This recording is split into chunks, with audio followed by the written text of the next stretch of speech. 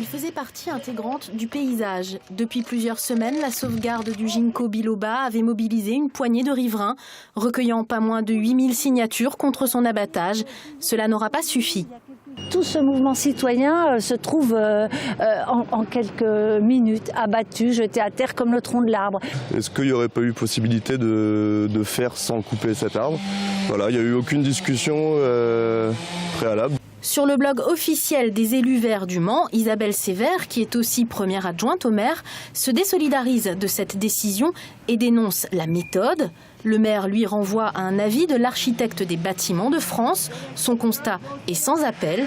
Il fallait excaver 2,50 m de terre et donc couper l'arbre sous peine de perdre une chapelle souterraine déjà abîmée par l'humidité.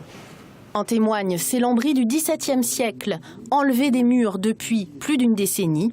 Ils sont tout à fait exceptionnels et que seule la restauration de ces stalles permettra de remettre en place. Mais pour restaurer cet endroit, la terre doit être retirée. Autre intérêt, cette excavation va se transformer en fouille archéologique. Le terrain pourrait contenir un trésor du XVe siècle, le jubé du cardinal de Luxembourg, une sorte de chaire initialement posée ici, surplombée d'un retable. Et ce retable a dû être ainsi démonté et soigneusement disposé au sol, dans le sol autour de la cathédrale, où ce rassemblement il nous attend depuis maintenant 500 ans. Les fouilles devraient commencer avant la fin janvier pour une première campagne de 3 mois.